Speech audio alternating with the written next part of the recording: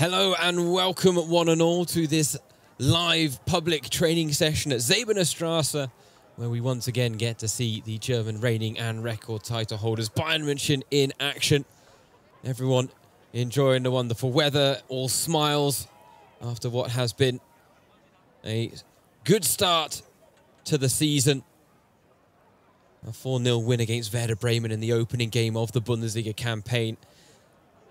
And of course, star man Harry Kane making his Bundesliga debut and getting on the score sheet as well. What more could you ask for? But here on this glorious Tuesday afternoon, we've got all the angles here at Bayern's famous training ground. A chance to see these stars up close and personal for many of the general public. And I can tell you what, I was having a walk from the Wetterstein U-Bahn station on my way here, and the line of people trying to get into today's training session was quite remarkable. It has to be said, a good couple of thousand easily have turned up to soak in a bit of sunshine because it is fantastic conditions. Sunglasses, shirts and short weather here in Bavaria. But what I can tell you as well about Harry Kane, you'll notice that he's not here today, and there is good reason for that. He became a father for the 4th time on Sunday and will return to Straße tomorrow. But that is why he's missing out on what today would have actually been his first ever public training session. So it is a shame that we are missing Bayern's new star striker. So if anyone is wondering where he is, and I'm sure that will be a statement made in the comments more than once today.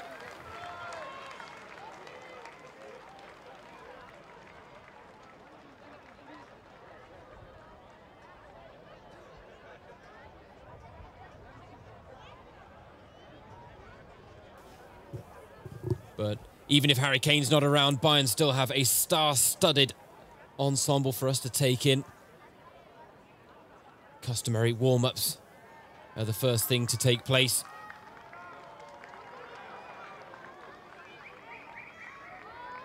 It is a big season for Bayern ahead, and this is just the start of things to come for them. That 4-0 win against Werder Bremen. The goals courtesy of Leroy Sané, who bagged a brace. One in either half. Harry Kane, as mentioned, got on the score sheet. And Matthijs Tel chipping in with the 4th goal late on, as well as staking a claim for a few more minutes after what had been a very impressive pre-season for the Frenchman. Thomas Müller, good to see him back in action after missing a fair bit of the pre-season preparations due to injury.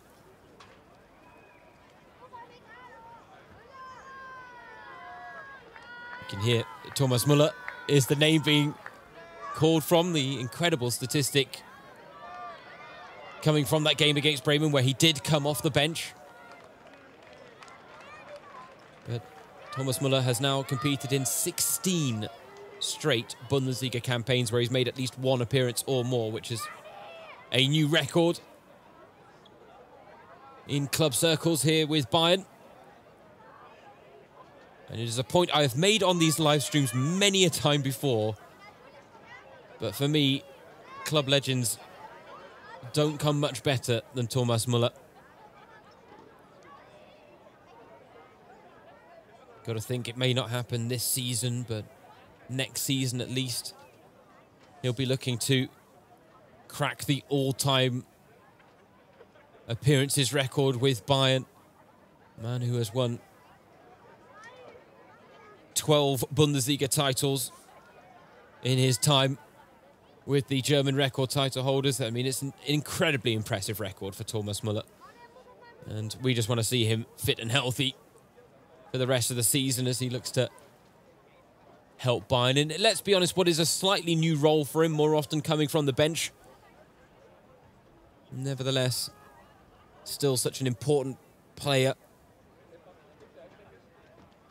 Serge Gnabry missed out against Werder Bremen, a team he said and credited with the fact that they helped him fall in love with football again. He had a tough time of it when he was on the books with Arsenal and West Bromwich Albion in the Premier League, but Werder Bremen secured his services, and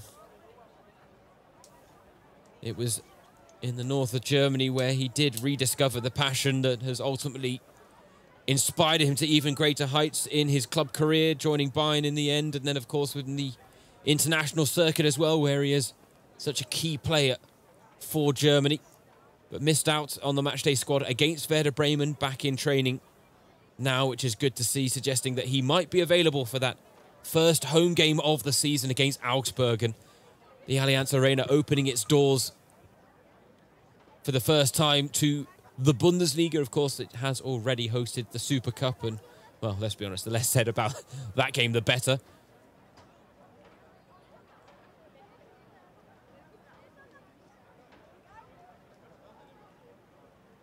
But Augsburg, it is fair to say, can not be taken for granted. A team that have proven a thorn in Bayern's side at times last season. Of course, it was Augsburg that handed Bayern their first loss of last season.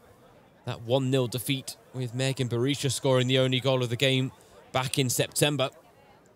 Bayern did admittedly exact their revenge.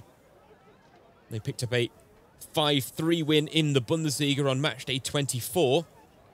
Joao Cancelo, Benjamin Pavard bagging a brace, Leroy Sané, Alphonso Davies on the score sheet for Bayern on that occasion. That was, of course, after their 5-2 win in the DFB Pokal second round last season. So Augsburg beat them 1-0, and then Bayern went and scored 10 goals in 2 games against them in the remaining fixtures of that season.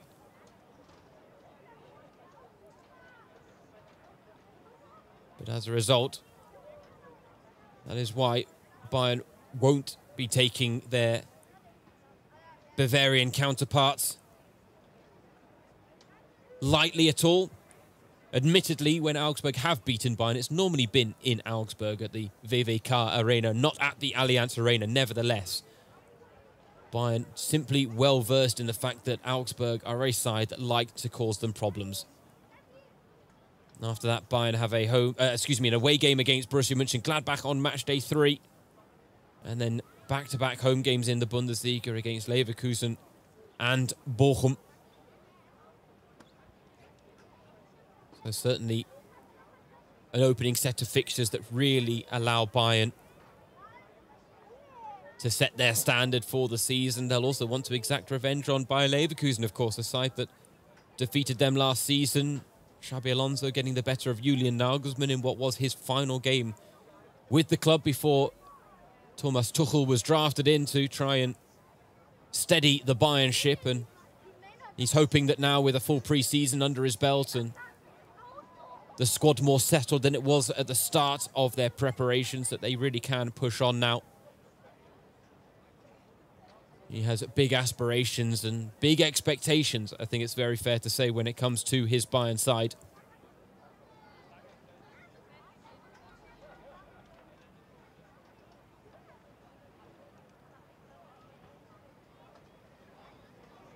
But on a day like today as well, it has to be said, with temperatures likely to soar well into the 35-degree mark, if not over it here in Munich, every bit of shade is crucial. Of course, for the fans in attendance, it's a chance to top up those tans that they maybe have working on all summer. You can see the cameras are out at all angles, aren't they? Any chance to get a photo of the Bayern players. And that is it. These open training sessions, public training sessions, are a tradition with Bayern. So if you ever are lucky enough to travel to Munich and come visit this wonderful place, then do recommend taking a trip to Zebenerstrasse. Get on the U-Bahn to Wettersteinplatz. It's a lovely little trip, and it's funny, walking to Zebenerstrasse, you'd never know Bayern's training ground was just around the corner, and then all of a sudden it pops out of nowhere. But on days like today, it's fair to say, maybe a few families capitalising on the fact that German schools haven't opened just yet. So one last chance before the summer months are over to come and see the Bayern squad in action.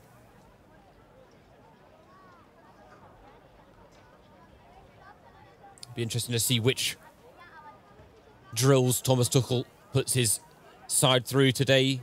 Talked a lot about wanting the pace of the game to be a little bit faster compared to last season. He lamented the fact that that Super Cup defeat for Leipzig felt like a continuation of the previous campaign.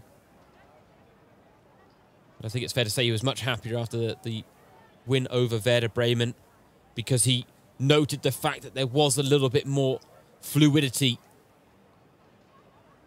in their attacking movements, and that's really what he is calling for from his side. Just wants to see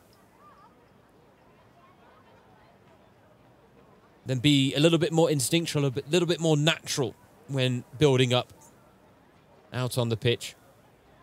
But Tuchel, after that win against Werder Bremen, said we played very solid, a very good game from start to finish, no ups and downs. And Bremen did have that strong spell just after half-time where they threatened to try and get back into the game, but ultimately weren't able to reward themselves. Sven Ulreich had a very easy day between the sticks, it has to be said, keeping what is his 30th clean sheet as a Bayern player. And you got to feel for Sven Ulreich a little bit, because so much in the German press and at pre-match press conferences and post-match press conferences is being made about the current goalkeeping situation. And he had to really drown out a lot of noise, I think, over the summer, Sven Ulreich, because he was still technically at the start of the summer competing with Jan Sommer and Alexander Nübel. Nübel now on loan with Stuttgart in the Bundesliga. Jan Sommer has left to join Inter Milan in the Serie A.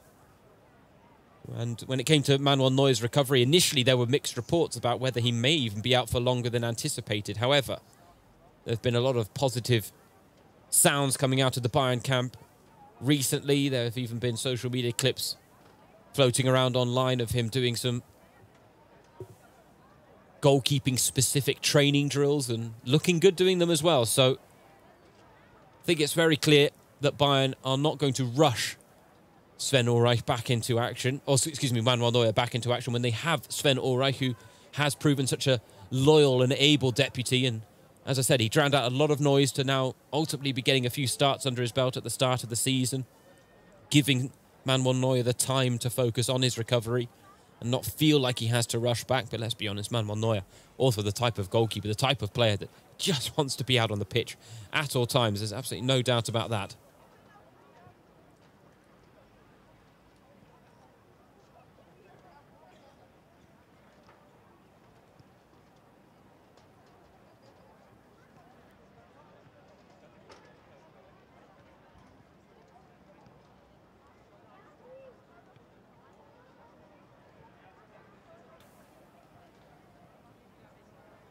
This is ultimately the relaxing part of the training session for the players as well, just doing the warm-up stretches. Meanwhile, it's fair to say, I think some of the fans warming up themselves on the sidelines in the baking heat. But the chance to get a photo, to get a signature, cannot be passed up. And especially given the fact that the majority of the first-team regulars are all fit and healthy. Really is a chance for some of these fans. And you just never know, right? Some of these fans might turn up on a regular basis, but some, this might be their only chance to come to an open training session like this all season. And so the players, once the warm-ups, once the training session is done, they will spend some time signing autographs, taking some photos, and spending time with the fans that have taken the time to come out today. And as I say, there really was, you know, I'd estimate 3,000 quite comfortably. Whether all of them were allowed in, I don't know what the allowance is, or the attendance allowance is here at Säbener Straße. But the queue really was round the block, as they say. So not easy to get a front row seat here. Bernie, as you can see there on the right of your screen, you got high fives from all the players as they came out from the changing rooms. But he too will spend some time with the fans, making sure that he gets a few autographs signed as well. Takes a few photos.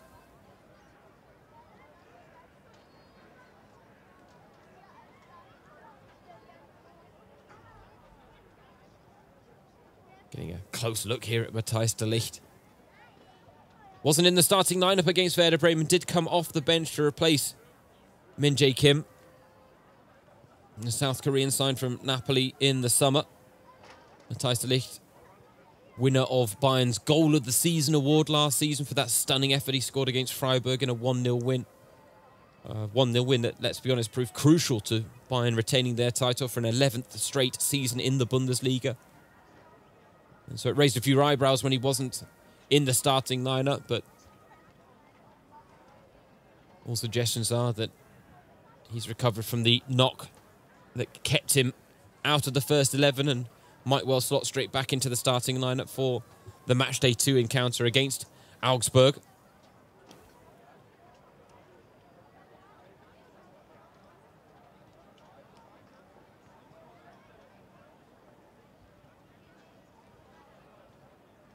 And there he is, the mascot Bernie.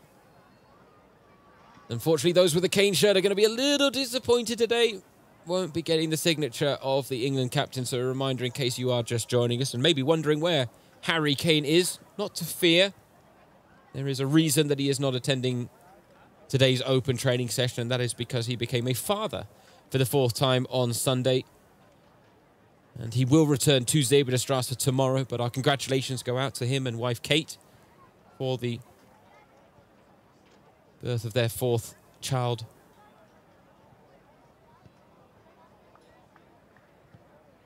But as a result, he will not be in attendance today.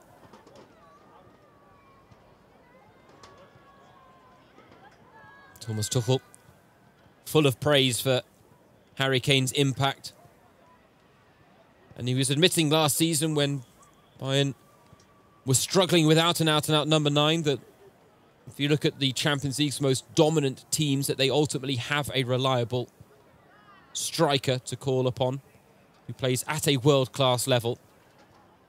And of course, it really was the hot topic on the summer transfer market. Every big club seemed to be looking for an out-and-out striker that they could count upon.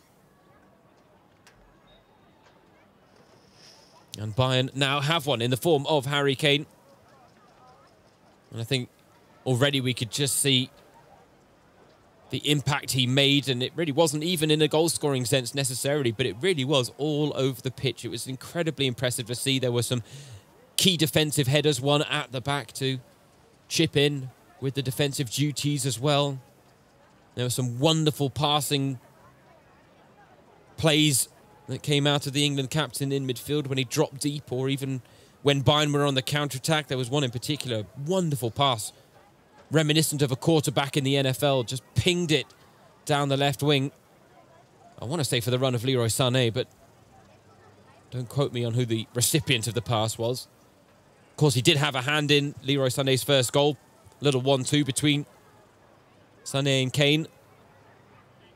And Sané put the finishing touches on it to give Bayern an early lead. And everyone thought that Bayern might kick on from there, as we've seen them do in seasons past, but they had to be patient in breaking Werder Bremen down. And Thomas Tuchel, I think, enjoyed what he saw from his side, because he saw them try ultimately several different ways to break down that Werder side. And Harry Kane was drifting left, right to get involved. He had his back to goal. He was calling for the ball to feet, and all of those were big ticks in the boxes of Thomas Tuchel.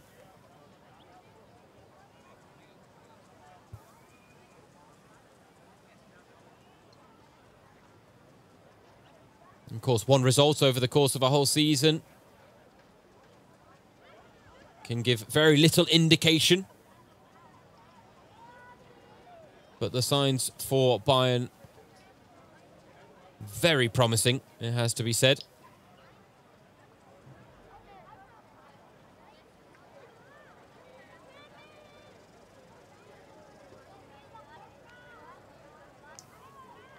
Of course, a reminder that FC Bayern TV Plus subscribers can now watch the documentary A Glimpse of Hope, about that thrilling end to last season when Jamal Musiala, and I mean, not to spoil it for you, ladies and gentlemen, but if I'm spoiling it for you now, it's a little late to the party, but when Jamal Musiala scored ultimately what was a clutch late winner, Bayern went into the final match day without fate in their own hands, but they left with the title in it.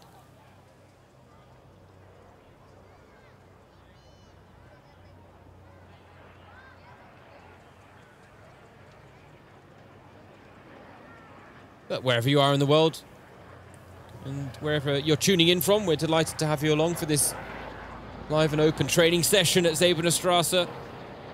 As you can see, the sun is shining. Glorious conditions.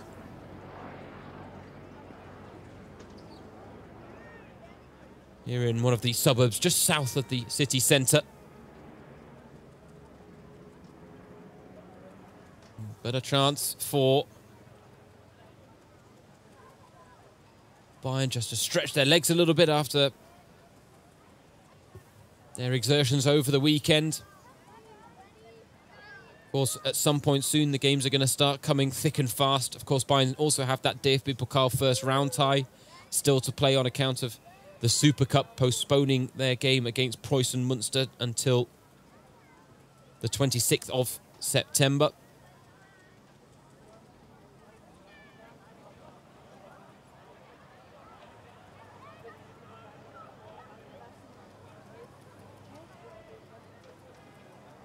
We're not too far away from the Champions League group stage draw taking place as well. That's on August 31st, where Bayern will, of course, as per usual, be in pot 1.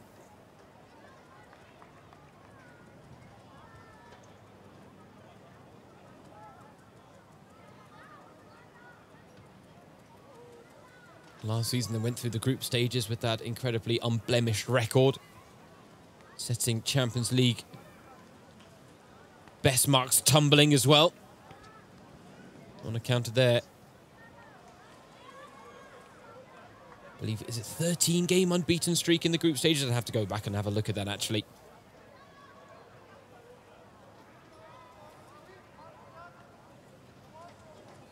But ultimately, their record in the group stages will be a source of pride, but little else for Bayern, because their aim at the start of every season is ultimately to get their hands on that Champions League title.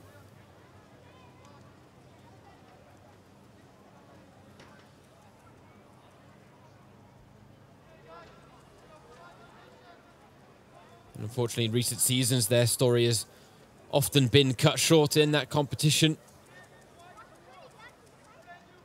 And last season, they lost to eventual winners Manchester City. Season before that, it was Villarreal, Paris Saint-Germain in the 2021 campaign. So for 3 straight seasons, they've been knocked out in the quarterfinals, and they have the aspirations of certainly bettering that record this season. Thomas Tuchel, of course, a man who has previously won the Champions League as well with Chelsea.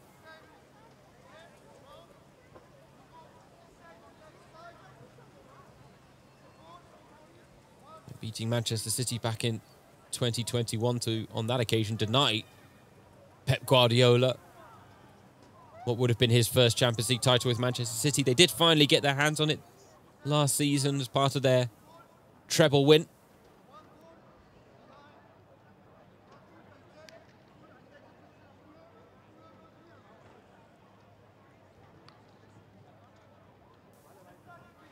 Well, as long as all the players got all those instructions, and this drill should be relatively straightforward, but admittedly it's one of the more complex drills, although I'm starting to get the idea of it. Ultimately, it's about playing under pressure and the first touch as well. Nothing too strenuous, though, and I think that really is the key on a day like today. Keeping everyone limber, keeping everyone sharp, but not overexerting themselves in these conditions, because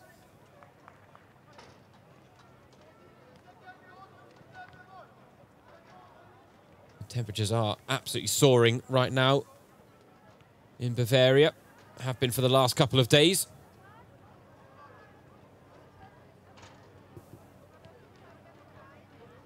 Hopefully the weather stays good as well for the first home game of the season on the weekend.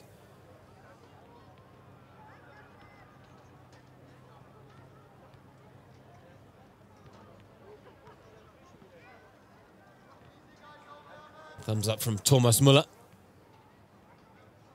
to those in attendance. A fan favourite, without question, Mr. Thomas Müller. Always has been, always will be. And sometime in the not-so-distant future, unfortunately, his career, his wonderful, illustrious career, is going to have to come to an end. And I, for one, am very intrigued to see what he does next. He has talked previously about mooting the idea of going into coaching.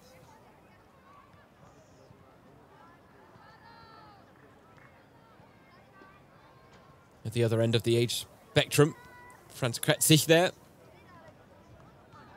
Man, well, the player who really burst onto the scene during pre-season with that stunning goal against Liverpool, the winner in their meeting in Singapore.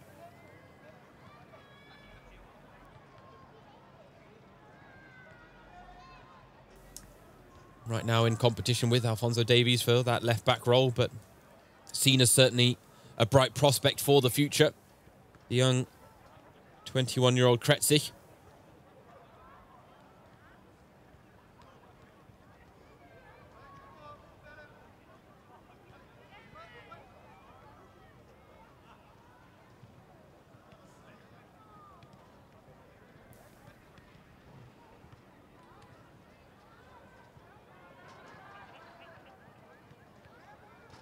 So I always like to do this. I do have an eye on the Facebook chat running alongside this live stream, so I always throw out the invitation to anyone tuning in. Feel free to get in touch if you've got any questions or opinions that you'd like to share or discuss. I'm open to any and all suggestions for the most part, let's be honest.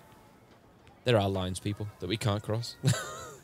But if you've got a question about Bayern, about one of the players, I'm all ears. Let me know where in the world you're tuning in from. It's always fascinating to see Bayern's global fan base turn up to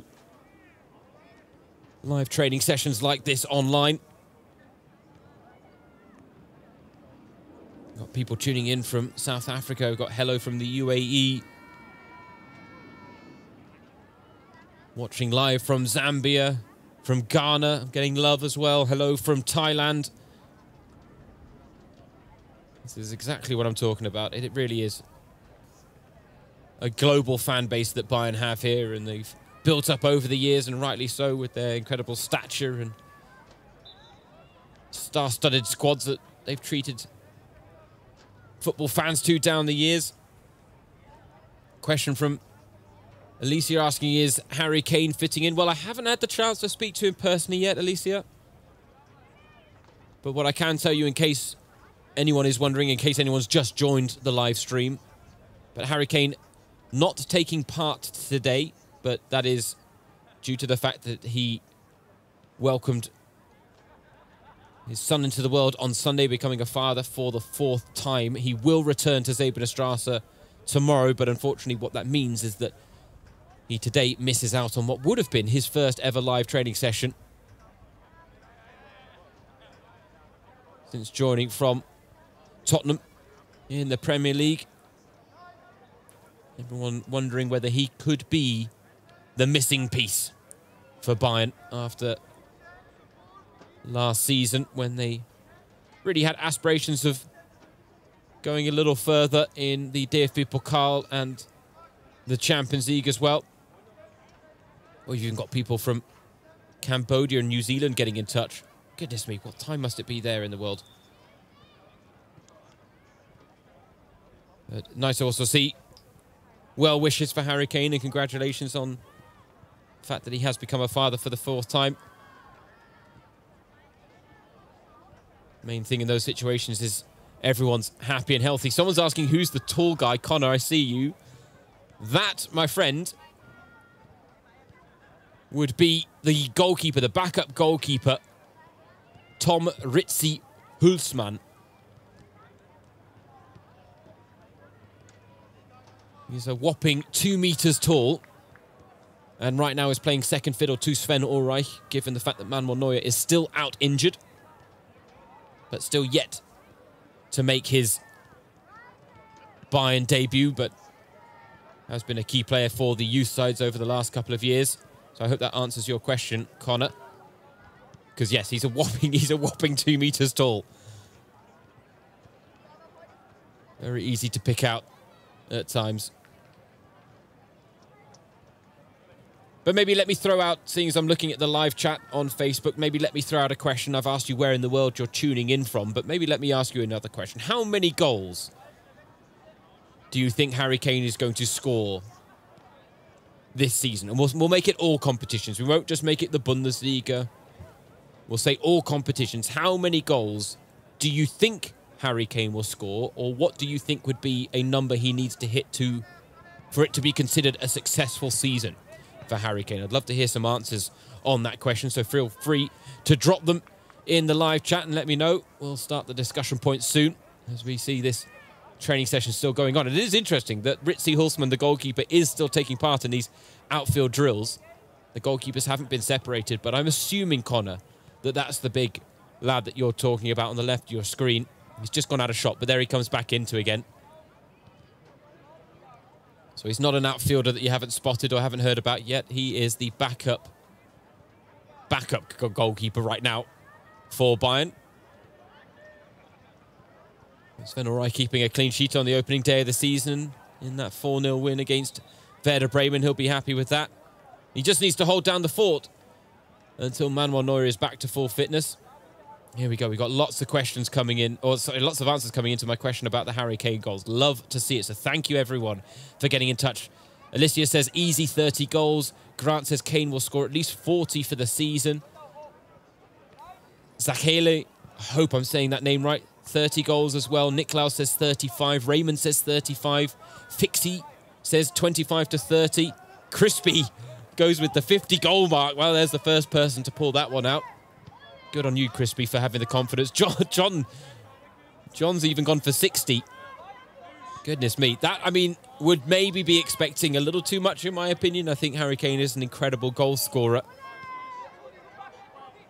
But I'm not even sure Robert Lewandowski scored 60 goals in a single season for Bayern. And I'm just thinking back to the record-breaking one where he had 41 in the Bundesliga. But there's no way he had another 20 in the DFB Pokal and the Champions League combined.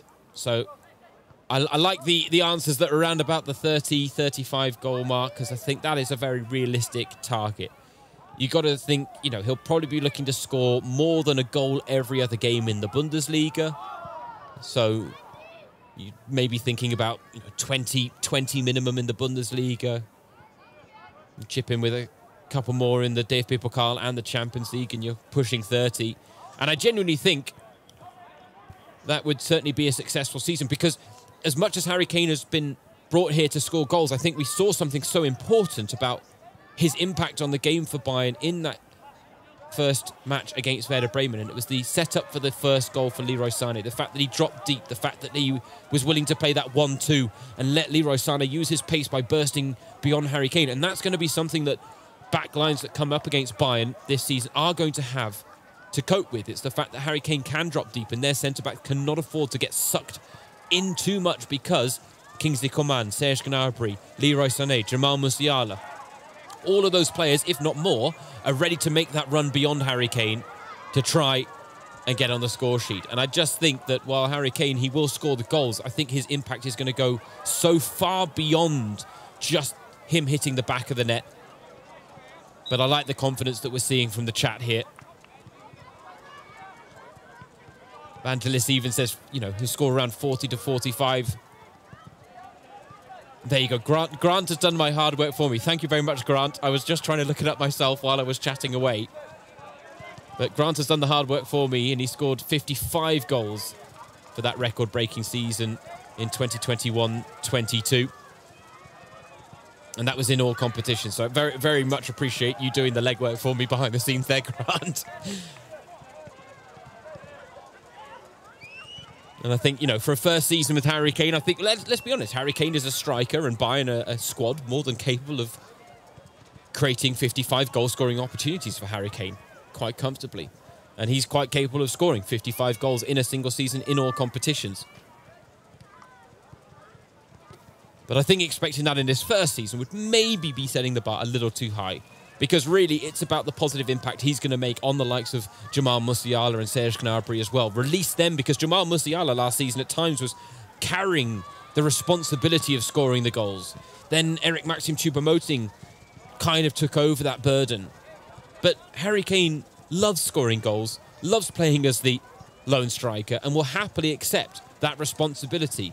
And his main aim, if you listen to some of the interviews he's given since joining the club, one of his main aims is to make the teammates around him better as well. It's a very humble and admirable and noble way of going about things. But if you look at his time with Tottenham, Harry Kane was a superstar player, but also put a lot of focus on helping improve those around him. And it wasn't this out-and-out selfish striker.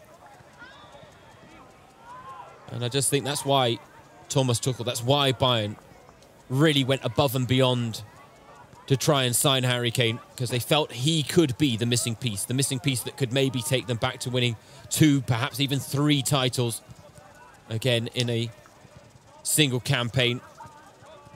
Harry Kane himself admitted it. He said Thomas Tuchel played a major role, but when you come to a club like Bayern, you have to win. That's the expectation.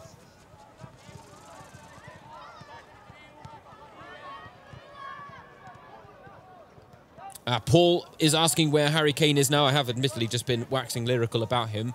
So I'll remind you again, as I'll do throughout this live stream, Harry Kane not in attendance today on account that he became a father for the 4th time on Sunday. And as a result, he won't return to Säbener Straße until tomorrow. But there is good reason for him not being in attendance today. Although it is a shame. It would have been lovely to see Harry Kane in what would have been his first live training session on the Bayern channels today. But there will be plenty of opportunities, I have no doubt.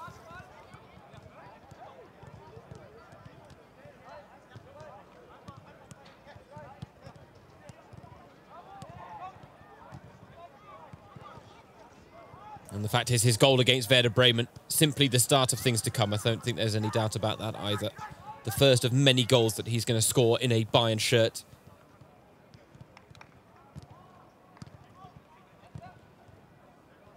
Joshua Kimmich also pleased with the response that Bayern showed in that defeat. Excuse me, to that defeat against Leipzig.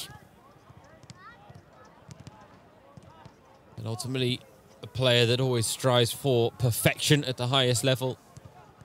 Has a lot of demands for himself. Nevertheless, there's still a debate going on about whether his desire to affect so much of the play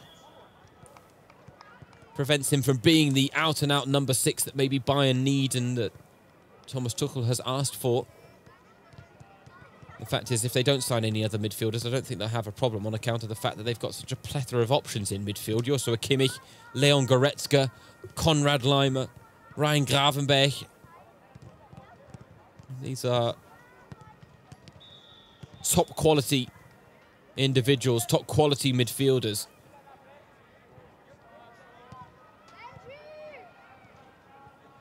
Yeah, Alexander asking what Bayern's next fixture is. I can tell you it's a home game against Augsburg on Sunday, the first time the Allianz Arena will open its doors for a Bundesliga fixture this season. That's, of course, played host to the Super Cup, the 3-0 defeat to Leipzig, where Dani Olmo became the first non-Bayern player to score a hat-trick at the Allianz Arena since Robert Glatzel did it in 2019. Back then, that was a DFB Pokal second-round tie against Heidenheim, who are now in the Bundesliga, became the 57th team to compete in Germany's top flight, making their debut on the weekend against Wolfsburg. It did end in defeat, but nice to have a bit of a romantic story with Heidenheim in Germany's top flight this season. Nevertheless, they won't have fond memories of facing Bayern after that cup defeat, but Robert Glatzel no longer on their books. It was an incredible match, I remember. Bayern winning the high-scoring affair in the end, but Heidenheim gave such a good account of themselves. With the sun beating down here at Säbener Straße, very important to keep everything hydrated. That's not just the players.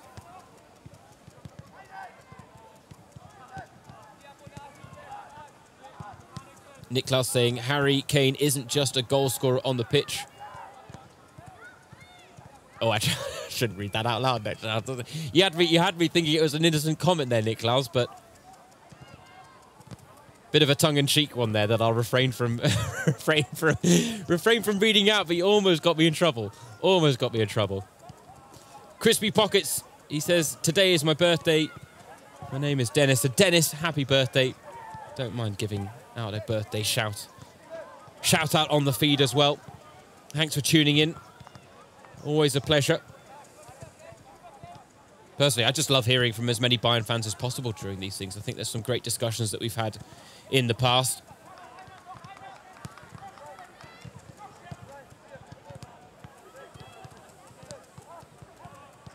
Connor's loving what he's seeing from Ritzy Hulsmann as well.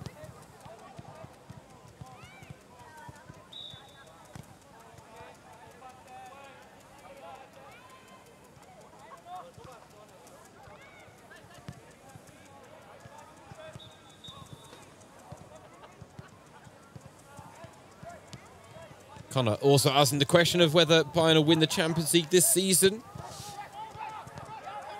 I think confidence levels are always high when it comes to a competition that Bayern have thrived in the past. Yes, recent seasons haven't been as kind to them as they would have liked. Being knocked out in the quarterfinals in 3 straight campaigns. For some clubs, that would be a really good record. For a club like Bayern, their aspirations are a lot higher. Now, personally, I would back them to get beyond the quarterfinals this season. I think Harry Kane is that X factor that can make a difference. But let's be honest, I mean, the competition for that Champions League title is incredibly fierce this season. I do believe that Bayern are capable of it. I do believe that Thomas Tuchel knows what it takes to win that title. I think he knows what he needs to do to get the best out of this team to win that title. But when you're coming up against, you know, these behemoth sides that have spent huge fees on not maybe just one player, but multiple players this summer, and I'm talking about the Manchester Cities, I'm talking about the Real Madrids of this world. It's certainly not a foregone conclusion ever in the Champions League, that's for certain. But Bayern, with Harry Kane on board, I do believe are more than capable of winning that Champions League title again. No doubt.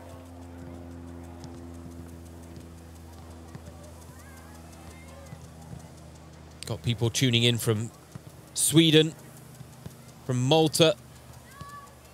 Paul asking why Gnabry didn't play against Werder Bremen. He was carrying a knock, Paul. That's why he wasn't in the matchday squad. He is in training, though, today, which suggests that he'll be back for that game against Augsburg on Sunday. Alexander saying Thomas Tuchel really got us scared on the first match against Leipzig. We almost felt he wasn't good anymore. Well, that is the fickle nature of the world of football, but I always err on the side of caution when it comes to things like that. Don't jump to conclusions too quickly. Thomas Tuchel is an incredibly talented head coach, and he has an incredibly talented squad at his disposal now. And the key difference this season for Thomas Tuchel, Alexander, is that he has had a full pre-season to work with his side and really get his ideas across, instead of taking over at the back end during the business end of the season when life is so tough for teams, especially one like Bayern who are chasing so many titles. They have to be near perfect at all times, and he didn't want to come in and make too many big waves. Now that he's had time to work with this squad during this summer, something tells me bigger and better things are set to come from this Bayern side. Mohammed, you're asking who my favourite player in the squad is. Oh, that's a great question. I'll be honest, I've got a couple. I'm a huge fan of Jamal Musiala because I just think he's an incredible talent. I mean, wonderful player, isn't he? I mean, the minute he gets the ball at his feet, you just feel, you have that sense that something's going to happen. And while teams are definitely playing a closer eye to him now in terms of making sure they don't give him as much time and space to operate in, I think his talents are just the type of talents that are going to continue to grow and grow and grow. And I think he's got a huge, huge future ahead. And I think, you know, he could be up there if he decides to stay with Bayern his whole career and follow in the footsteps of someone like Thomas Müller, the man on your screen there, cooling himself off. Then Jamal Musiala is the type of player that has started at the type of age that he could break all of Müller's records. You know, if we're looking at it that way. If Bayern remain as dominant. But I'm a big fan of Thomas Müller as well. I think he's a breath of fresh air in the world of professional football, where he is a little raw, honest and open, and is willing to have a laugh with the media at times. I think that's nice. He's also very willing to not mince his words either, and really make it clear how he feels. I think Alphonso Davies is an incredible player, and his dynamism down the left is always a joy to behold. But I've got to say, I said this on the live stream for the web radio coverage we did of that Bremen game on the weekend, but I'll say it again here. I'm an Englishman, right? I grew up in Germany. I moved here at an early age, and Germany has become my second home. But if you had told me as a 9-year-old that the England captain would join Bayern München, I would never have believed it. And it would have been this out-of-the-world idea that I would have never been able to grasp my head around. And so it's a weird thing. I feel an immense sense of pride that Harry Kane has come and joined this club. And I think it's such a cool thing that the England captain has left England to play his football elsewhere and go and take in a new culture.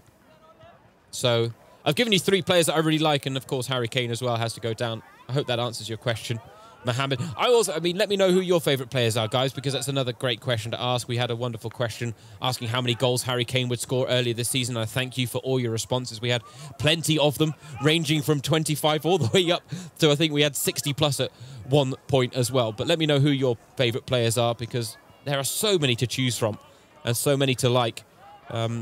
Some of the performances for Matthijs de Ligt last season made me fall in love with him a little bit because of his defensive work. Alicia asking, are the trainings like this always open to the public to watch the players train, or is today a special training for the fans? Bayern, this is a tradition. They don't have a fixed schedule per se. They do try and every couple of weeks open the doors to a public training session like this. They don't do it every week. Some weeks it's not possible with Champions League or DFB Pokal duties as well.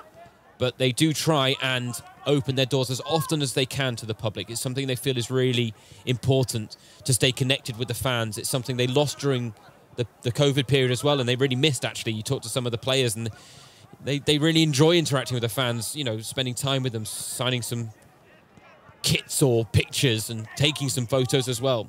And, you know, a club like Bayern, with the amount of money that goes splashing around and stuff like that, it would be easy for them to forget about the fans. It's what has happened to a lot of clubs in modern football. It's been such a shame to see in other countries, but Bayern have never lost that. They've always retained that connection with their fans, that Mia San Mia philosophy that is so far-reaching throughout the entire city of Munich, not least amongst the fans. So I hope that answers your question, Alicia, that these do happen more often. And I do, as I said, I encourage people earlier, if you're ever in Munich, if you ever have the fortune to come and visit this lovely part of the world, which I would highly recommend, of course, because I live here, but come to Säbener Straße, come and see if there's an open training session, and if you get lucky, come and see these players in action. Connor, you're getting your wish. Seeing some fancy footwork there from Ritzy Hulsmann, the 2-meter tall goalkeeper. Gotta love moments like that.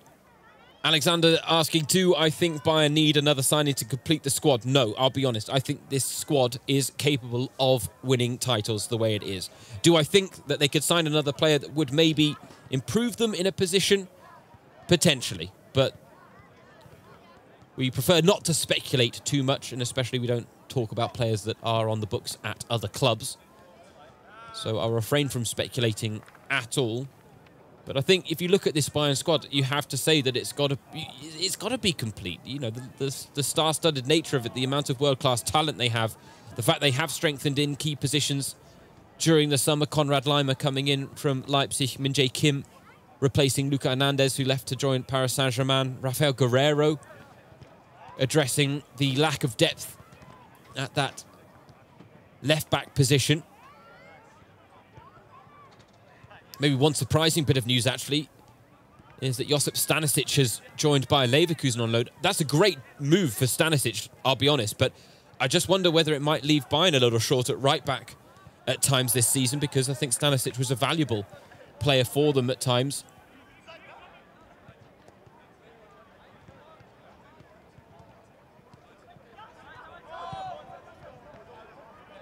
Matthias is asking about Neuer. Neuer not in team training, but he is working individually on his recovery and his return. And after we got some mixed reports a few weeks ago, it was good to see that there were some very positive signs coming out of the Bayern camp about the fact that he might be able to return to team training in a couple of weeks' time, and his return to competitive action wouldn't be too far behind, you don't think, Manuel Neuer, but they are going to take every precautionary measure they can with him because it's a big injury for a goalkeeper to suffer.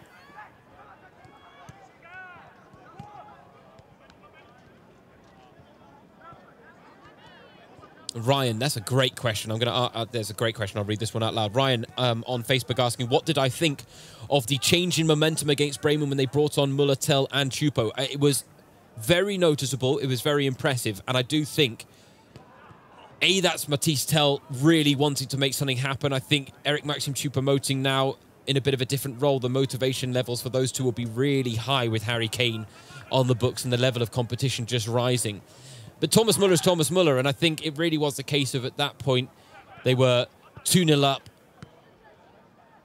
And the shackles, I think, and that the weight of responsibility had fallen off their shoulders a little bit, because I think there was pressure on Bayern coming into that game. Pressure on them to show that response to the defeat to Leipzig. And at 1-0 early doors, everything was looking good. They were dominating possession. Bremen were barely getting a sniff at goal. And Bremen had that positive spell after half-time, which maybe a little fear might have crept in for a few Bayern fans. They might have been having flashbacks to last season going, oh no, is this going to be another game where we should have killed the game off in the first half? We didn't kill the game off in the first half, and then Bremen are going to get lucky with, one of their few chances. I mean, how many times last season did teams take points off Bayern with just one shot on target? I remember Köln did it. I remember Frankfurt did it. And I think there might have even been another team that did it as well, actually. But off the top of my head, that third team is evading my memory. But the fact is that change in momentum really saw Bayern kick on. It was a case of, right, Bayern need to be a little bit more ruthless this season in killing games off. And it would have been nice to see the first team do it, the starting lineup do it. But those three players that he brought on certainly helped change the momentum and certainly helped them kill off that game. And that's also a key facet of this Bayern side, given the bench that they have, given the depth that they have in so many positions. You look at the players they have that don't make the starting lineup. They have to have the ambition of coming on and killing off games as well. When Bayern and the starting lineup at that point have really worked Bremen down and worn them down as well to make them tired, that injection of pace late on can be so key for a side like the German record title holders. Lissy also asking how Min-Jae Kim is settling in. I think it's fair to say quite nicely, though admittedly was brought off early against Werder Bremen to be replaced by Matthijs de Ligt. I think it's fair to say he's still getting used to Bayern's build-up play, the South Korean, but you can see the makings of a very good defender there. Clearly reads the game really well, and I think doesn't seem to have had any problems settling in a new environment, new culture, new club. It's not a foregone conclusion, but then given the fact that he's been in Italy for the last couple of years, he's used to living abroad, and then his command of the English language seems to be quite proficient as well, which is always a useful thing.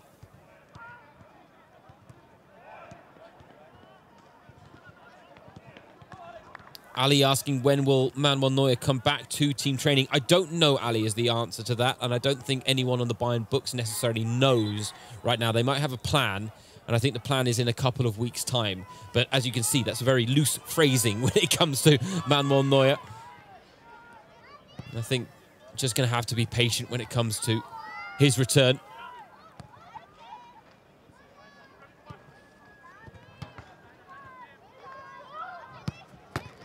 Plenty of nice comments coming in.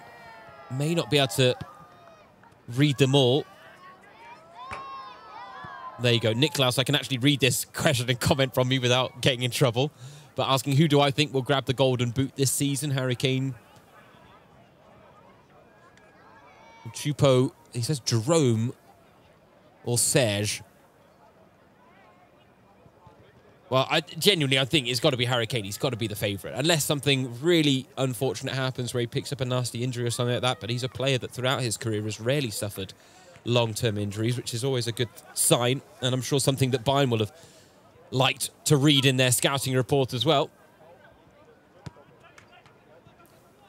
But I reckon he's going to be comfortably Bayern's top scorer this season.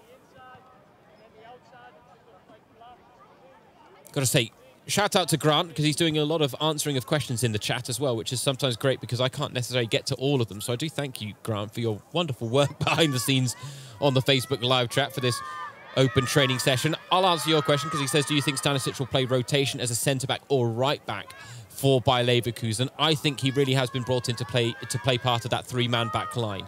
There was talk about whether Xabi Alonso might switch to a four-man back line, and I think maybe Stanisic will facilitate the option there, because what Leverkusen don't want to do is drop Jeremy Frimpong back to right back, because he's such a dynamic player going forward. It would take away from his game a little bit. However, if you bring in Stanisic, it does allow you to maybe play with a four-man back line, play Frimpong as a right winger, play Stanisic as the right back. But I don't think that will be what happens the majority of the time. I think the majority of the time, Stanisic will likely be playing as a centre-back.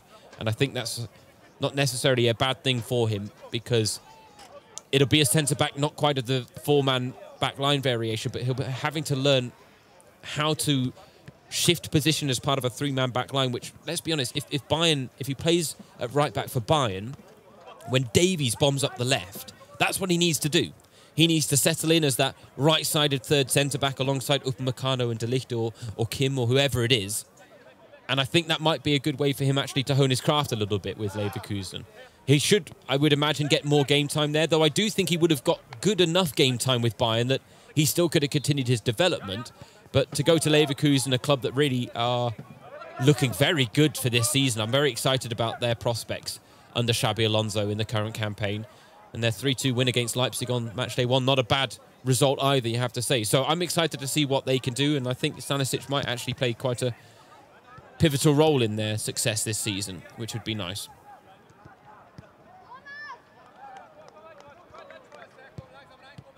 Paul with a bold prediction for the opening Bundesliga home game of the season against Augsburg, saying Bayern will beat Augsburg 5-3. There's a go. We'll throw that question out there. What's your prediction for the game against Augsburg? What will the scoreline be? Put your answers in the chat. We've got so many comments coming in. One from Chike saying, Kimmich is at best a box-to-box and gets carried away with orchestrating play. We need someone who can sit to protect the back four. A lot of times last season, the centre-backs were exposed in 2-against-2 contests. You are welcome to your opinion there, Chike, and I'm not disagreeing with it.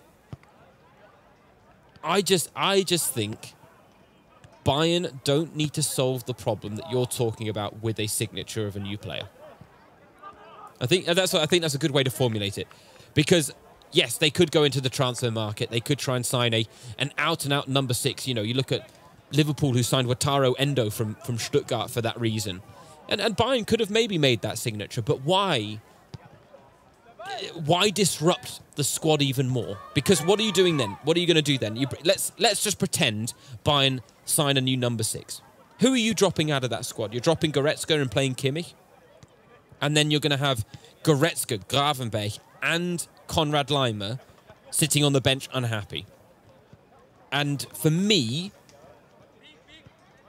the danger of bringing in a new number 6 and making those 3 players unhappy is more dangerous to Bayern than the prospect of them not having their back four protected at all times. Right? I don't think that's an unfair way to formulate that statement here. And so that's what in some ways I do agree. Yes, Kimmich, for me, sometimes needs to focus more on the defensive side of it than the attacking side of it. And he does love to be the quarterback, but he does such a wonderful job at it. He's one of the best in the world when it comes to that. I mean, you think about best passers in the world from open play, Toni Kroos is clearly up there, but you also a Kimmich. Some of the little dink passes over the top that are so pinpoint, they're a joy to behold. Daniel saying, I don't think we need a number 6. We have good depth at his position. See, Daniel agrees with me.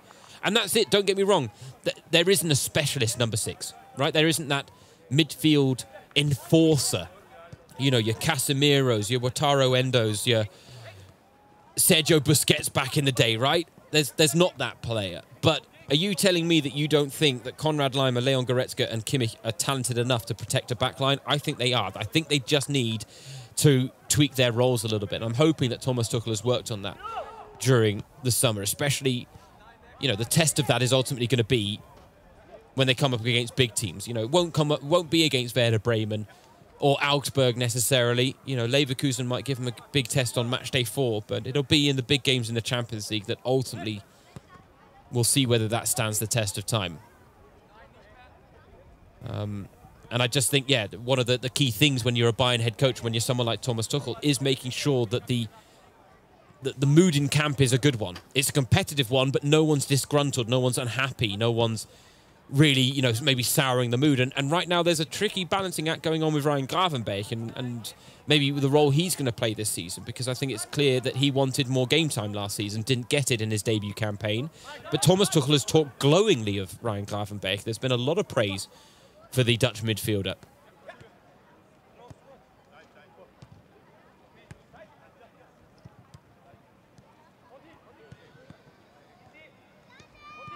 All eyes on Joshua Kimmich. I've got to say, liking the look of this drill.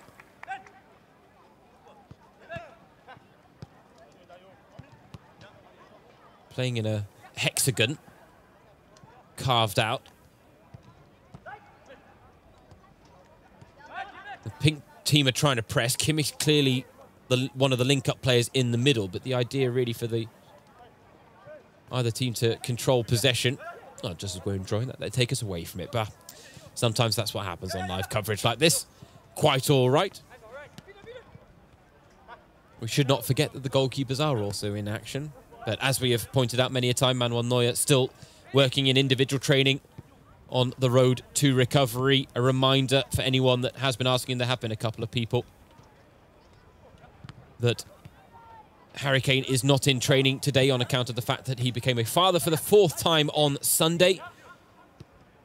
You can go to social media to see his post about it, but congratulations to him and wife Kate. But as a result, he will return to Sebenestrasse tomorrow and misses out on today's live training session. But he'll be back in action soon enough, I have no doubt. And raring to go as well.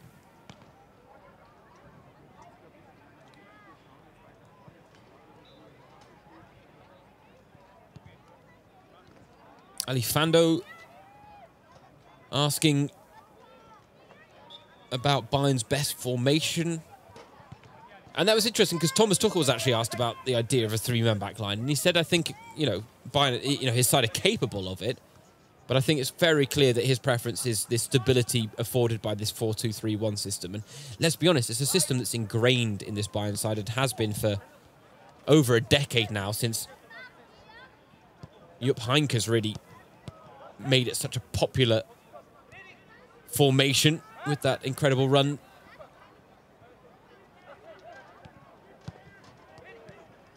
To the Champions League title in his famous stint in charge.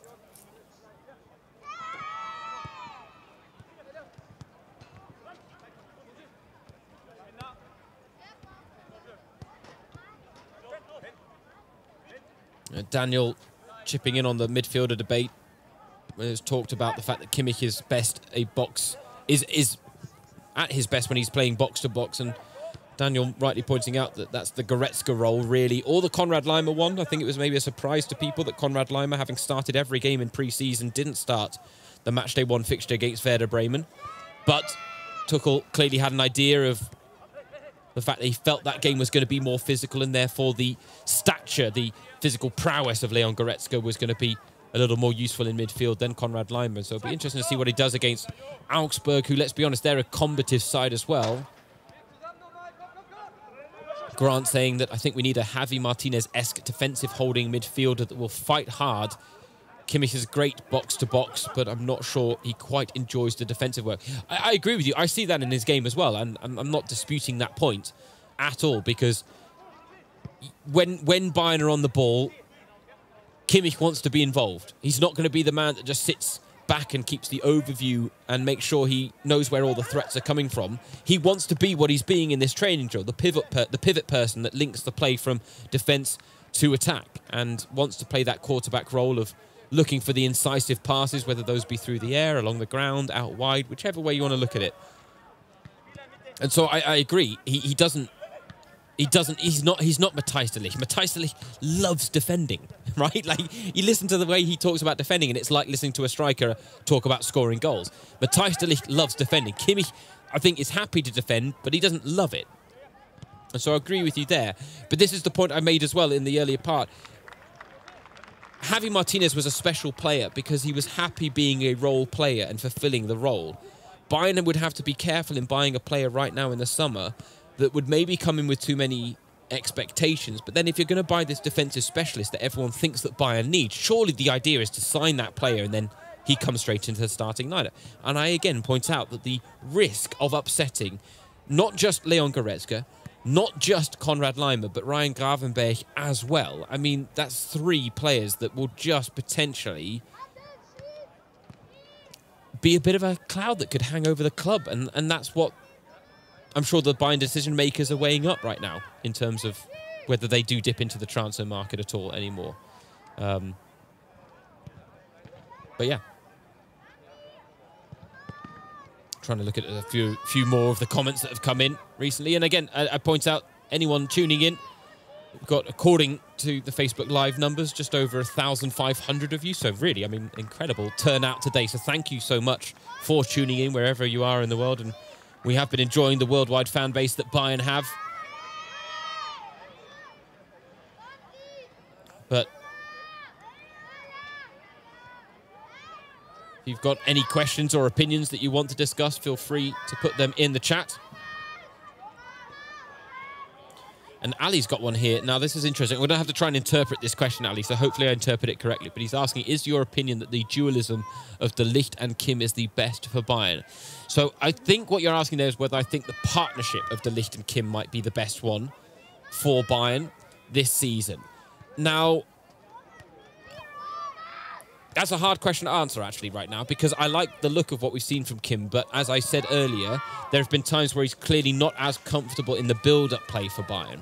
So maybe, for now, I would perhaps say that the Upamecano-De Ligt partnership that had a lot of time to build last season, where they maybe have a better understanding because they've worked together a lot more often, I think that one might be the best one going forward for now. I do think Min-Jae Kim, long-term, is more than capable of winning a starting berth at centre-back on a regular basis, without question. I think we saw his quality with Napoli as they had that historic Serie A win for the first time in 33 years. And he played in 35 of their 38 league games last season. So I'd say, Ali, the jury is still out. The fact is, though, if you're choosing between 3 centre-backs and your choices are De Ligt, Min-Jae Kim and Dayot Upamecano, I tell you what a luxury.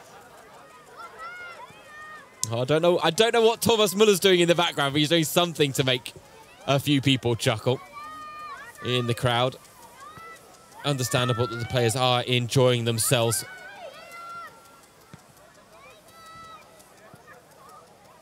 On a day like today, as I say, the conditions just absolutely glorious. Couldn't ask for more. Maybe the temperature could drop just a few degrees because it is absolutely scorching out there.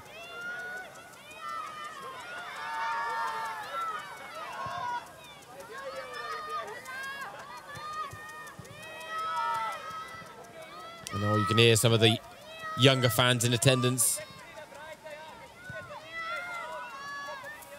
calling out to their favourite players. German schools, I think, if I'm not mistaken, go back next week. So this is the last chance before their summer holidays end to come out and see their favourite players in action.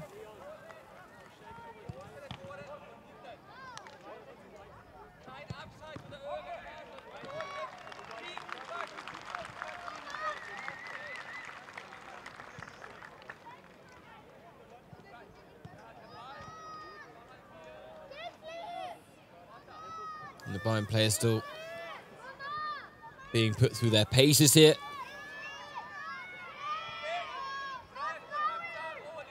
Grant, thanks for your opinion here. I love the interaction, Grant, as well. Always appreciate people getting in touch in the chat, but he's chimed in on the centre-back debate as well, saying as long as De Ligt is starting, it really doesn't matter who else is on the back line because everyone we have is solid. And that's exactly it. I couldn't agree more. And De Ligt is really the leader that I think Bayern have been missing at the back in recent seasons. Yes, I mean, you had the likes of Mats Hummels, Jerome Boateng in seasons past, but De Ligt has given them a bit of a different dynamic in that back line. Not a bad threat to have in the opponent's box either, it has to be said, the Dutchman, because he's attacks every header like his life depends on it. And he scored a couple of goals last season, but something tells me there might be a few more in his locker in the current campaign. Husseini also getting in touch, saying, I think Kim and De Ligt is more fit than Upamecano. Reckons that Thomas Müller should always start ahead of Musiala. Ooh, that's a big call. That's a big call, Husseini. Okay, but he says, here's the rationale, ladies and gentlemen. So we open up this can of worms now. He says, Musiala holds the ball too much and doesn't know when to pass or dribble. Wow, Husseini. You, my friend.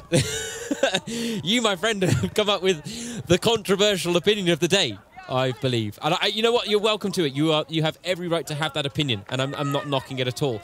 I don't hold the same opinion entirely. I will agree with you on the last point a little bit. You said he doesn't even know when to pass or dribble. I disagree, but I do think he's still 20 years old, and I do believe Jamal Musiala is still working out when to make the best decisions for his team. I think we're seeing moments of that last season especially. There were times he was very selfish, and there were times he was very selfless. And rarely was that wrong. But I will agree with you. There are times that he takes one dribble too many, where he could maybe look for the pass. But I think with a player like Jamal Musiala, you've got to give him that freedom, right? You've got to give him that freedom to try and run at players and maybe run himself into a corridor. You've got to give him the freedom to try and be selfish and not always selfless in that role. Now, Müller is an incredible player, and if you heard earlier, I was asked who my favourite Bayern players were, and Thomas Müller was the second player I mentioned, behind Jamal Musiala. But Thomas Müller can't be the player that Thomas Müller used to be for Bayern anymore. He's still incredibly fit. He takes really good care of his body, mentally sharp, one of the best leaders on a pitch as well. They call him Radio Müller here in Munich.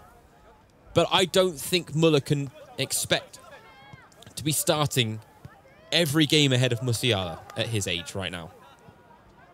And I don't think Thomas Tuchel sees it that way either. The customary, if we have a bingo list for a live training session here with Bayern, well, Thomas Müller sitting on a football needs to be on that bingo list. Maybe that's something we have to create in the future to see which ones we can tick off. Thomas Müller cracking a joke, that would also be on that list as well.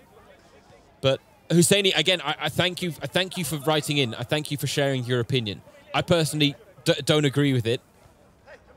But I do agree with the fact that Musiala is still learning, the fact that he's not the complete product yet. He's not the complete player, and sometimes he makes the wrong decision. I do. You're not wrong. You're not wrong. And so, yeah, Grant just actually said it really well. That's a hot take, but I see where you're coming from. And so, like, I think that's the best way to put it. But let's be honest, Jamal Musiala is the future of this club. My goodness. I mean, what he's able to produce already at such a young age, and the confidence he plays with, the expectation levels he has of himself. I think this is something that maybe surprised me with Jamal Musiala the most, is that there were a couple of times I was at the Allianz Arena last season, and you'd see him walking through the corridors after the game, and he'd be actually genuinely a little grumpy and a little upset. And that's because he holds himself to such high standards. He wants perfection from himself out on a football pitch. And I think that mentality already at 20 years of age shows you that he's going to be such a big player for Bayern in the future. He is constantly striving to improve and do better. He's constantly expecting more of himself. And while he maybe does himself down in that regard, in the fact that he's maybe kind of beating himself up a little bit more than he needs to, that type of mentality will see you succeed at a club like Bayern. That type of mentality is almost required to succeed at a club like Bayern. And we've seen many talented players come to Munich that don't have that required mentality, and they don't quite make the breakthrough despite being very talented at a young age. And, you know, I think we could say that about Matthijs Tell as well, because he's showing that same type of fortitude. Because I like the fact that he, you know, was such a bit part player last season, but he seemed to relish the opportunities he got when he came out on the pitch. He always looked to make a quick impact. He was always ambitious. on the ball. Bit of a high challenge there on, I think that was Joshua Kimmich, if he's still wearing that fluorescent bib. As a result, just a few sharp intakes of breath there around the training ground. Joshua Kimmich, I'm sure we'll have a few words for Eric Maxim Choupo-Moting at some point as well, because that's the last thing you want to see in these training sessions is someone get injured, especially someone as important as Joshua Kimmich. You can see, yeah, not moving freely, is he? Still a bit of a grimace on the face.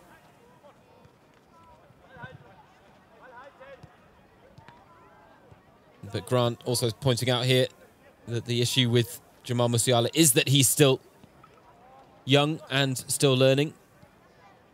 Kind of reiterates my point. Daniel saying, wait, Pavard is in training with the team? I thought he is Inter Milan banned. Well, again, we don't like to talk about speculation here. What I can tell you is what the German press are reporting is that a deal has been struck. But as you can see, Benjamin Pavard is still training with Bayern. And I think the key here is that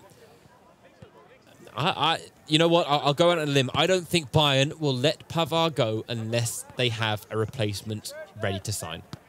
And I think that might be the issue. That might be the final hurdle for that deal. Otherwise, I think Bayern will happily accept keeping Pavard here and letting his contract run out and him leaving on a free next summer. Because he has made it clear that he does want to leave the club. Tuchel has talked about that in the public sphere as well. But he's also the type of player that has proven that even if he stays at Bayern, he'll still produce to his highest level. And I think Pavard, there's no doubt about it, is a very good defender. And I think we've seen that throughout his time with the German record title holders. Grant comes in with another great question. Who's going to be the better Bayern veteran turned coach? Xabi Alonso or Thomas Müller? That's a great question. Now, this is it. Thomas Müller's talked about going into coaching, Grant, in his post-career. I don't think Thomas Müller's a head coach. I would happily be proven wrong. But I think Thomas Müller's someone that you want on your coaching staff, but I don't think he necessarily would want to be the head coach. I don't think he wants to be the man in the spotlight. It doesn't strike me that way. He's okay being there, don't get me wrong, but I don't think he would seek it out. And that's why I think Xabi Alonso really might be the better head coach, because I think Thomas Müller would be a great coach, but Xabi Alonso clearly has what it takes to be a head coach. And what he's doing with Bayer Leverkusen is very impressive. And I'm very excited, as I said earlier. I think their only problem is their goalkeeper, Lukas Radetzky, I'll be honest. I think he might be the weak point that cost them even more success this season, perhaps. Nathaniel getting in touch saying, much love from Malta, much love back. Says, what's your opinion about letting both Stanisic and Pavard go if he goes? And that's the point I just made. They've let Stanisic go, and that's a big, bold move. I don't think Bayern are going to let Pavard go as well unless they have someone lined up to step in. And I don't think they're going to be comfortable with maybe just having Noussair Mazraoui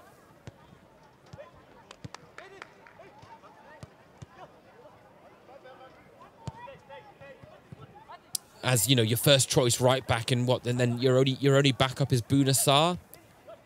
You know, and I'm not knocking Bouna Sarr, but that's not a lot of depth.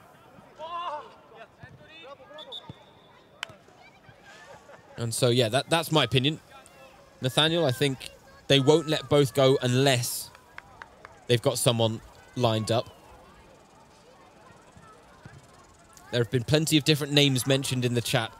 And this is where I do have to apologize to the people in the chat. I do say that I love questions. I love the interaction, but we cannot discuss speculation here on this channel. It's just not possible, because anything here can be taken out of context as an official statement from a Bayern official. And I'm not a Bayern official, you know, I'm someone that works for them as a commentator, but things can be taken massively out of context, which is why we have to be very, very careful about discussing speculation and rumours. I do sometimes go into what's being reported in the German press because I feel like that's out in the open and I'm not making anything up myself, but we've got to be very careful about how we go about discussing certain things.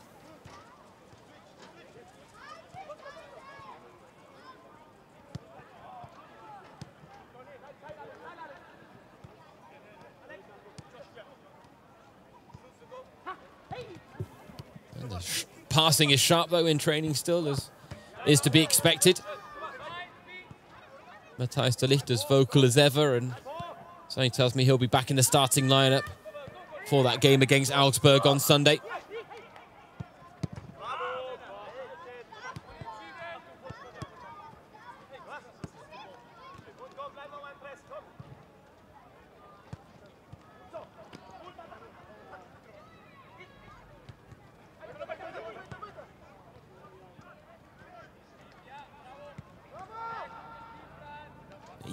Even then, Matthijs de Ligt is disappointed about the defending. He really has been such a perfect fit for this club. Really good to see.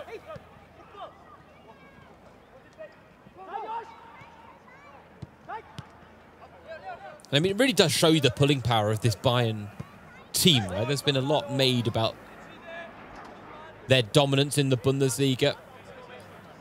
But the fact that you can attract a player like Matthijs de Ligt away from Juventus, the fact that you can attract a player like Harry Kane away from Tottenham, it goes to say volumes about the way Bayern are viewed in world football, the stature they hold and the respect they command ultimately as well.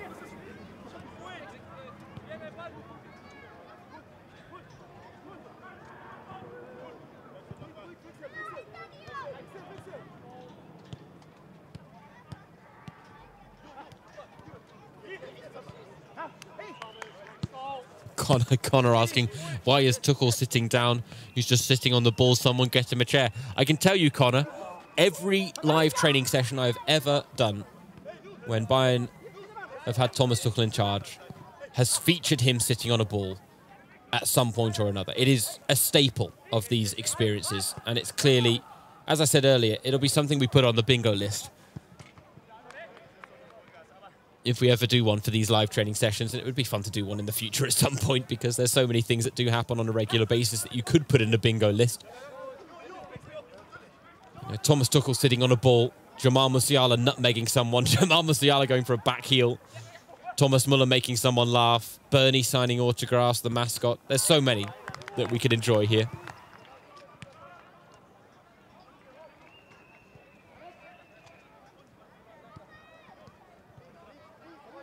Imran's liking what he says, likes what he sees, saying that, wow, we're ready to play. This is it. Bayern are a side that have incredibly high expectations of themselves in training, not just out on the pitch when it gets competitive either. The demands on these players are up there with the highest in European and world football. You listen to them talk, you listen to the way they expect to deliver titles on a season-by-season basis.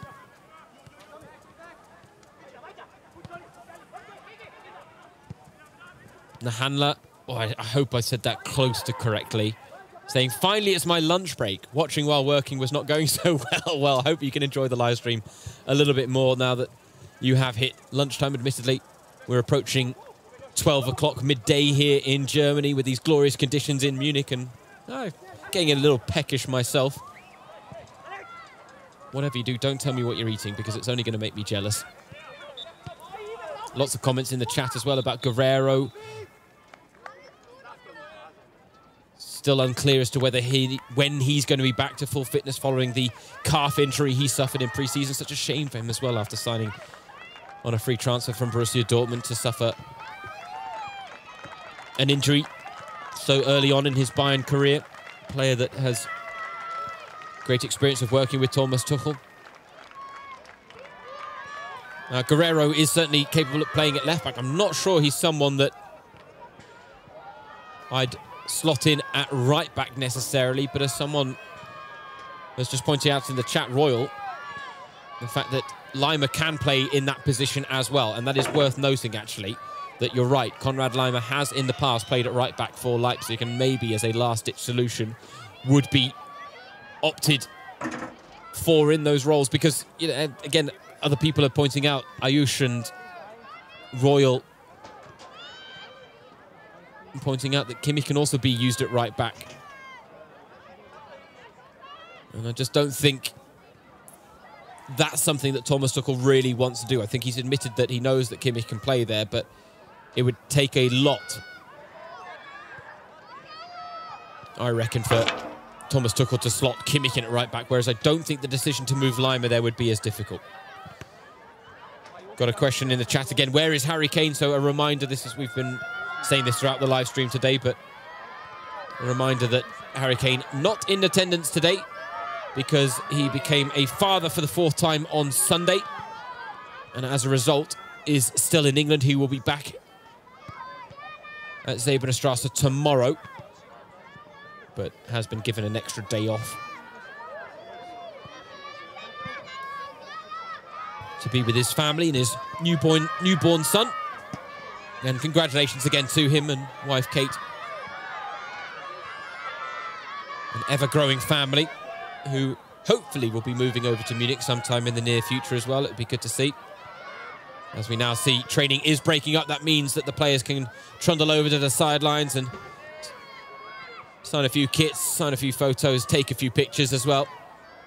To the fans that have travelled far and wide to be here.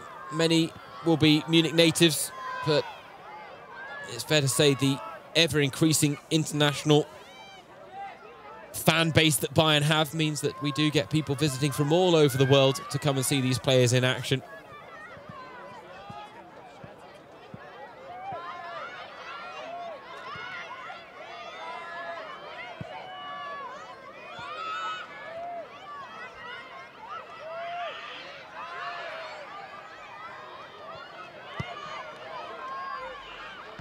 Harry asking about the thoughts on the kits this season. Saying love from DG's house in New Zealand. Shout out to DG. I don't know whether that's Daniel Gleisner, the guy that's literally put a comment right under yours saying come to New Zealand. If that is, that's a wonderful coincidence, but it's nice to have both of you watching on. Nice to have people from New Zealand getting in touch. Connor as well. I'd love to say I have the power to bring Bayern to New Zealand, Connor. Unfortunately, I don't quite wield that type of power in the Bayern hierarchy.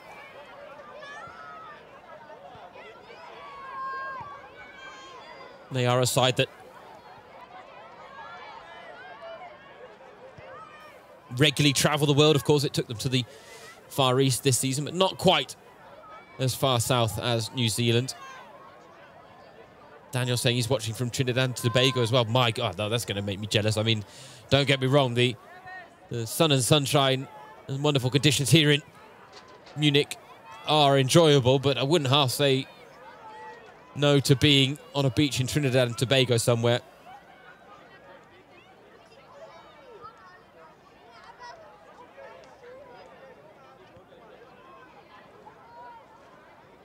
Harry getting in touch from Australia saying, as a Harry Kane fan, I will now be watching Bayern and hope that they win the Champions League. Well, that's the beautiful thing about this, isn't it? That a player like Harry Kane can bring along a few more fans. Bayern already have an incredible fan base, but it's not to say that they can't add a few more, and everyone and anyone is welcome to become a Bayern fan.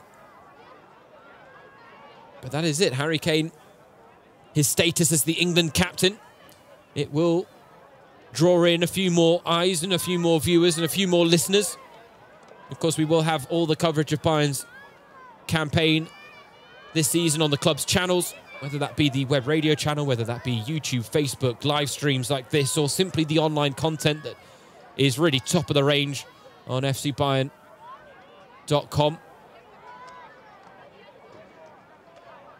They are the go-to source when it comes to all things official. Great interviews, great videos, great insights from pre-season. And now as the season gets underway,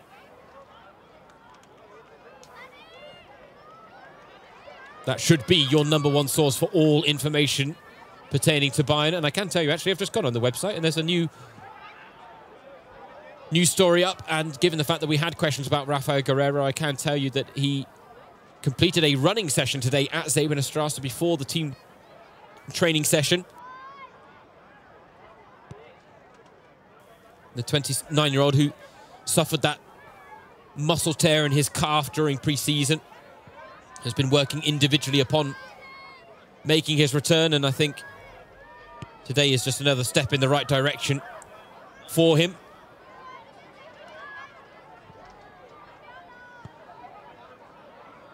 And that suggests he might be making a sooner than expected recovery, which would be great news for Rafael Guerreiro, the former, well, I think current Portuguese international. I think he's still knocking about in the Portuguese national team, isn't he?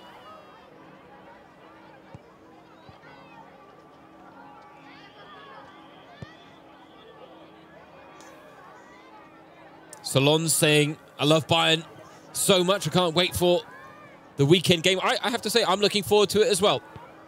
First time this season for me back in the Allianz Arena to commentate a game. I will be bringing you live radio coverage of that fixture against Augsburg on Sunday.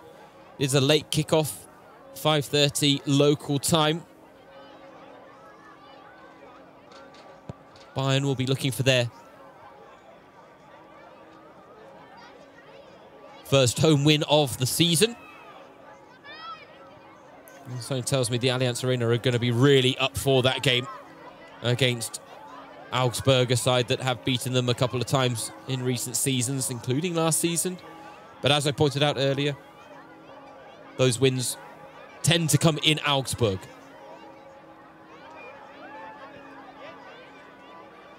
You can hear the clock of the local church chiming in the background as well, because we have just hit 12 o'clock here in Munich, and, well, quite clear to hear who the fans want to come across to the sidelines. I'll be honest, I'll be very surprised if Thomas Muller doesn't acquiesce. It wouldn't be unheard of. Sometimes he needs to go do an extra session in the weight room, or when he's carrying a knock, maybe needs some treatment from the physio, but Thomas Muller, a man of the people at all times.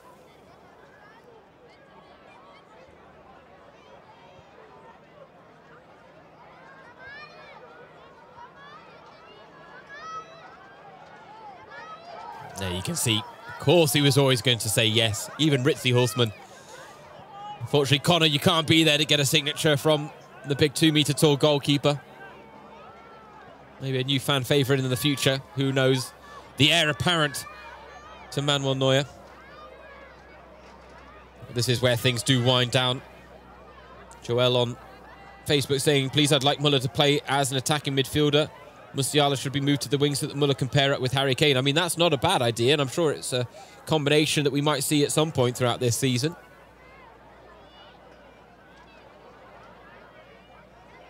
But right now, I do think, you know, Thomas Muller, operating as the veteran, has a bit of a different role with Bayern now. It is, you know, the 12th man off the bench almost. You know, in basketball, they have the 6th man of the season award, right, for the player that is willing to play that role off the bench. More than not, I understand that basketball is a very different game to football, in the fact that you can make multiple substitutions throughout a game of basketball, and you cannot do that during a game of football. But nevertheless, I think the analogy still works a little bit, in the fact that I think Muller can't expect to be the man that is in the starting lineup week in, week out. I think at times we saw him try and do that, and it actually cost him a few games because his body couldn't quite cope with the workload at times, given the extreme output he has throughout a 90 minutes of football. You know, the fact is, plethora of talent, though, for Bayern to choose from in that role as well. And Eddie then even getting in touch saying they have the best front three in the world. We will leave that debate for another day, ladies and gentlemen, because we are going to draw a close to this live training session. As ever, a reminder that you can follow all the Bayern coverage on Bayern's channels. And a reminder that we will be back in action on Sunday for the Matchday 2 Bundesliga fixture against Augsburg at the Allianz Arena. I will be your commentator for that one, so please do come and join us if you can. We would love to have you tune in. For now, though, I'll say thank you for joining us today. It was a pleasure to bring you coverage of this live open public training session from Säbener Straße. We didn't get to see Harry Kane today on account of him celebrating the birth of his baby boy, but he will be back in Munich tomorrow and be back in action on the weekend. So join us then. For now, have a great rest of the day.